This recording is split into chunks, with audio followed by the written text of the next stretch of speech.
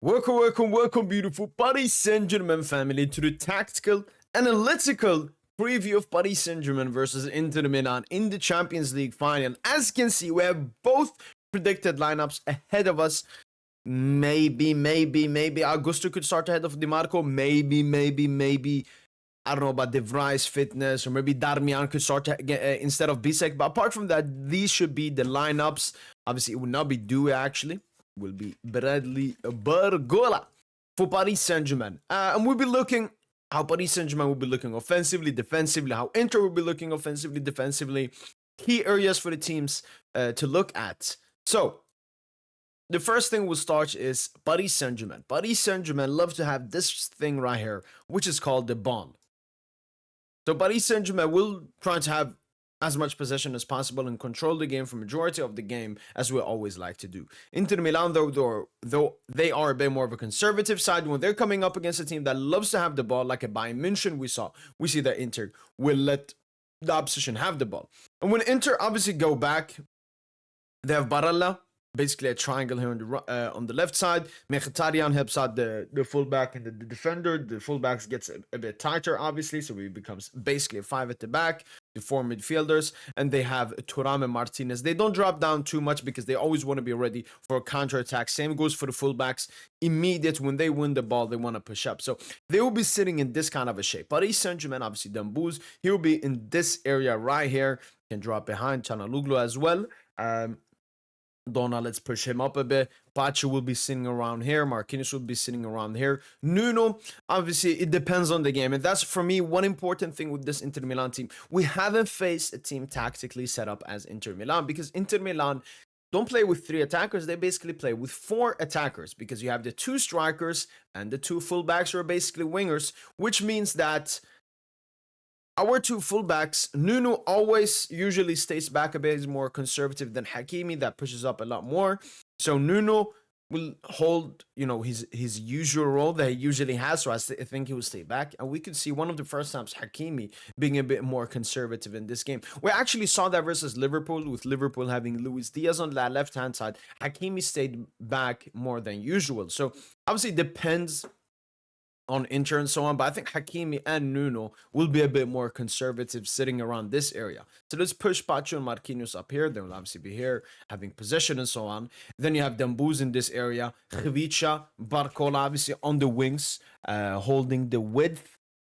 Obviously the perfect thing that PSG want, which we will see sometimes in the game, is Barcola goes a bit more inside, Kvara goes a bit more inside, and Nuno hugs the left side, Hakimi hugs the right side. And as you can see right here, we have basically a 5v5. They have 5 defenders, 3 center-backs and 2 fullbacks, versus our 3 attackers and our 2 fullbacks. That's the best thing we'd do, because then we would lock them up. And then it would be our 2 center-backs behind and our 3 midfielders right here. Fabian is a bit here, Vitinha is a bit deeper, Neves is a bit here. Moving the ball around, trying to get Martinez and Thuram out of it, and then you can see we can start pushing in. Inter, obviously, 6 players in the central area, the 3 center-backs and the 3 midfielders. This will be very, very hard to penetrate for Paris Saint-Germain in this game, but that will be the key. And then, obviously, when it comes to counter-attacks, if you go to Inter Milan, they're looking, as I said, as Dumfries as an outlet, DiMarco as an outlet, and that's the reason I think Hakimi will maybe sometimes be a bit more conservative, and Nuno, we know he usually is a bit more conservative. So there will always be Hakimi, DiMarco, Nuno, Dumfries. It will basically be 1v1s between them, marking each other's run and so on. But when Paris Saint-Germain are sitting in this position, what we like to do is overload areas, and that's where Dembele, for example, comes in. He can go to the right side and bomb. We have an overloadment of 4v3, or Dembouz can go to the left side, and once again, we have a 4v3. That's what Paris Saint-Germain will be looking for in this game. That's how we've been playing, majority of our UCL games when the opposition is sitting back. We're trying to find those overloadments on the side, Dembele either dropping to the right side or to the left side. The midfield will obviously be very key for Paris Saint-Germain, as the defense, obviously. Inter Milan, though, let's say Dembouz, Neves here tries to play to Barcola, Barella intercepts it, and this is where Inter Milan are so dangerous. That's why they scored so many goals versus Barca. That's how they scored away at Allianz Arena, 2 goals versus Bayern München. It was the counterattacks. What usually they love to do is pin it up to either Thuram or Martinez. And Martinez, even though he's not as tall and strong as Thuram, he's very good in the air. So Marquinhos needs to be tight on Martinez. Bacho needs to be tight on Thuram. That's one thing from the Barca game. Thuram obviously didn't have a... Yes, Inigo is strong, but Pacho will have to do a great job on Thuram, and I'm confident he's been, for me, the best UCL centre-back so far this season, and he will be able to do a great job on Thuram, which Inigo and some other Barca players couldn't do. Marquinhos, I'm also looking at you. But let's say Barella plays it to Martinez. When that ball is being played, Di Marco is already making his run. Barella is already making his run. And that's why it will be crucial for Hakimi and Nuno, wherever the attack comes from, to drop back. We need to drop back in these instances because this is exactly how they scored versus Bayern. They love that outlet to Martinez. Martinez takes it down and then tries to find Di Marco, with Hakimi probably following him.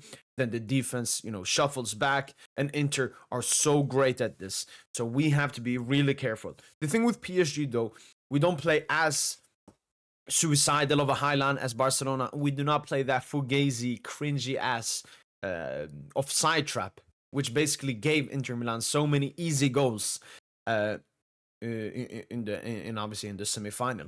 Then we've looked at possession for Paris Saint-Germain. Let's look at possession from Inter Milan. Paris Saint-Germain like to sit back in a 4-4-2. So when we're going to sit back, it's going to be looking more like this. Or you could say a 4-5-1, basically, with Dembouz at the top of the key. Barcola goes a bit more inside. Kvara goes a bit more inside. And basically like this. And Inter, out of all the sides in the world, I wouldn't say they're one of the best at creating chances. I mean, none of their goals versus FC Barcelona came from this. None of their goals against Inter Milan came from situations like this. Basically, all of their goals versus Bayern München and FC Barcelona came from two stuff. It was counterattacks that we looked at, and it was set pieces, which we'll be looking at. So when it comes to when Inter have the ball, when we're a bit more conservative, giving them the ball, I'm not favoring Inter that much because they're not a great elite side at creating chances against the deep block, which is obviously the most difficult thing for most clubs in the world. But set pieces, that's the danger. Hakan, from the right, from the left of the corner, Inter are probably the best set piece team. I've heard they score 9.5 goals from 100 corners, which is by far the best in the Champions League and in Europe's top 5 leagues. So we've faced Arsenal, we've faced Liverpool, who are tough from corners. This, though, it will be a new challenge. It will be a new challenge. So when Paris Saint-Germain don't have the ball, I'm not fearing Inter that much. But here comes one important key. And that's the thing with Paris Saint-Germain, which differentiates from Inter and differentiates from other teams in football, is we are elite at everything. Inter Milan, elite at counter-attack and defending and surviving, not the best at this. Paris Saint-Germain, on the other hand, we're elite with possession. We're elite without possession. We're elite in, indirect play or direct play. We can do both. So if Inter Milan ever are in a situation like this where they're trying to build up, maybe Di Marco gets the ball, the Inter players are pushing out, Thuram, Martinez in the box, Mkhitaryan filling up, Bisek, Acerbi, Bastoni, this will be a nightmare for Inter. You do not want to give us a situation like this. And that's another thing, once again, from the Barca game. It was so many few moments where Barca had counterattacks opportunities versus Inter Milan. Why? Because of their counter-press. FC Barcelona were just attacking. If they lost the ball in the final third, they would immediately press and get it back, and they got it back like 8 out of 10 times versus Inter. Obviously, the times they didn't get it, it was a huge counterattack opportunity for Inter Milan, and that's how they scored some of their goals. But Paris Saint-Germain will have more space against Inter's backline than FC Barcelona did, because we would not have that insane counter-press versus Inter Milan. And when we do get these spaces, we've seen versus Liverpool, we've seen versus Arsenal, we've seen versus Aston Villa, basically in all the knockout games, Paris Saint-Germain electric from the counter-attack. Why? Because you got Ousmane Dembele, you got Bradley Barcola, you got Khvicha Kvaratskhelia, and then you got the fullbacks. You have 5 players running at you. And as I mentioned, Inter Milan play basically a 5 at the back, so it will be a 5 at the back versus a 5 at the front from Paris Saint-Germain. And 1v1s is Paris Saint-Germain's biggest strength. That's another thing from the FC Barcelona game. FC Barcelona, 85% of their attacks maybe were produced or coming from the side of Lamine Yamal. In the first game, Inter had some issues and problems defending that. In the second leg, though, it was even easier for Inter Milan. Why? Because they I said in the stream, they nullified the Yamal because they put 2 to 3 players on him and defended that right-hand side like their life mattered on it. But that's where Paris Saint-Germain once again comes in. We do not rely on one player. We do not rely on one side. Paris Saint-Germain can attack from the right-hand side with Hakimi, Barcola, maybe Khvicha is there, maybe Dembouz is there, maybe Neves. We can attack from the left-hand side with Nuno, Khvicha, maybe Barcola, maybe Dembouz, maybe Vitinha, maybe Fabian Ruiz. Or we can attack down the center. So that's another thing for Inter Milan to be wary of. Paris Saint-Germain are not going to be majority of the attacks from one side, from one player. Will he get tired? Will he get tackled? How is his mentality? No. If Dembele fails, Barcola will prevail. If Barcola and Dembele fail, Khvicha will prevail. If Khvicha and Barcola fail, Dembouz will prevail. Like, that's the great thing with this Paris Saint-Germain. It's so unpredictable and difficult. And that's why I see it hard for any team, not just Inter, to beat this Paris Saint-Germain team. Very difficult. Counter-attacks, Paris Saint-Germain will be eating. Inter Milan counter-attacks, they will be eating as well. This will be a very counter-attack game. Strength versus strength. But the key, once again, Paris Saint-Germain can do stuff in possession, but Inter Milan can do stuff from set pieces. This is the Champions League final at the end of the day. The last time both teams scored in a Champions League final was 2018 between Real Madrid and Liverpool. And ever since then, we've only gotten 1-0 and 2-0 and so on. I think every single final has been a 1-0, apart from the Liverpool Spurs. That was 2-0. That's basically it. Apart from that, it's only 1-0. Obviously, last year, Madrid Dortmund 2-0. So we can talk as much tactics as we want. But majority of this stuff that I just mentioned will happen in the game. But if we're talking about who's going to win the game and so on, this is a Champions League final. I'm a Paris Saint-Germain supporter. I'm very confident in my team. We have a better team than Inter Milan. We're more ready. We want this. We're more hungry for this victory. But at the end of the day, it's a Champions League final. All it takes is one Thuram goal. Inter sit back, they're good at defending, and bam, we've lost the final. So it will come down to the smallest of margins. Will Sommer save the shot? Will Donna save the shot? Will Dembele score his chance? Will Martinez score his chance? That's basically the tactical analytical review of this game. Will our keepers make mistakes? Will there be the hero? Or will our attacks and their attackers be the hero or the villain for this game? It's basically that's what's going to happen.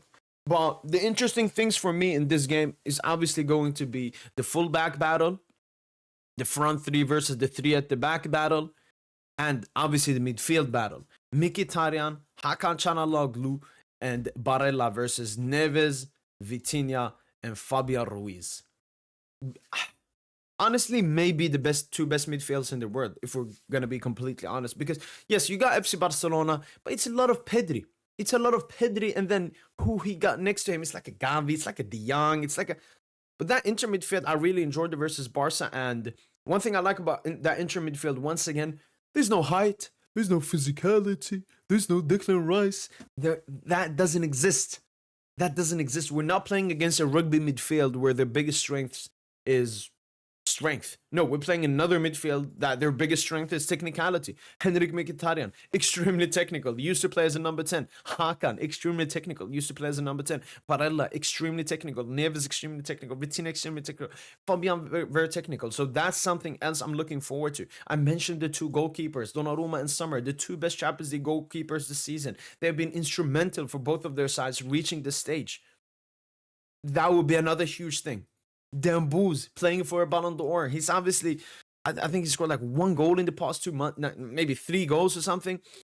He's obviously had some injuries, a lot of resting from Luis Enrique in the league ever since we won the league. So this will be a huge game for Ousmane Dembele to turn up for Paris Saint-Germain, both collectively and individually. Collectively, obviously wants to win the Champions League as the main man, and we need him. But individually, more than that, Ballon d'Or is on the line, so much more. Marquinhos could be his potential.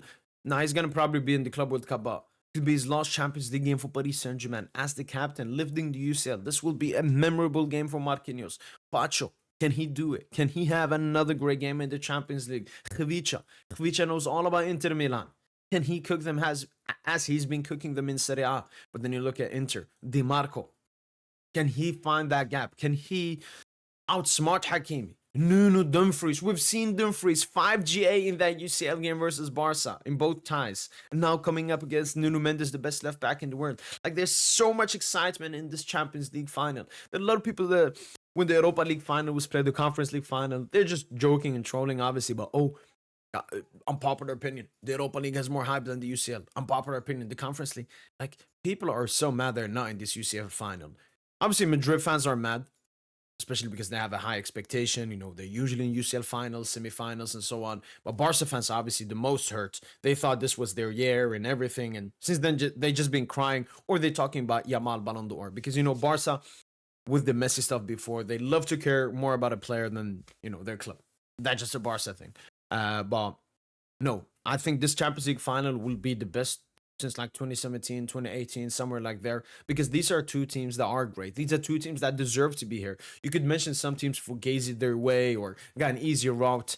Inter had to beat Bayern and Barca. PSG had to beat Liverpool and Arsenal. So none of these teams are here by fluke. These are potentially the two best teams in the world this season. Maybe you could try to sneak in a Barca, especially with how tight the game versus Inter was. Top three, well, Inter Milan deserved to be here. Paris Saint-Germain deserved to be here. And unlike last year's UCL final, where you knew Madrid was going to win, or City Inter, you knew City was going to win, I think PSG should be winning. I think they're coming in as the favorite. I think there's more pressure on Paris Saint-Germain to win this than Inter Milan, even though this will be like Inter Milan's last great season in a while. This will be a huge game. I can't wait for it. Let's get it. Hopefully, guys have enjoyed this video. And as usual, allez, Paris.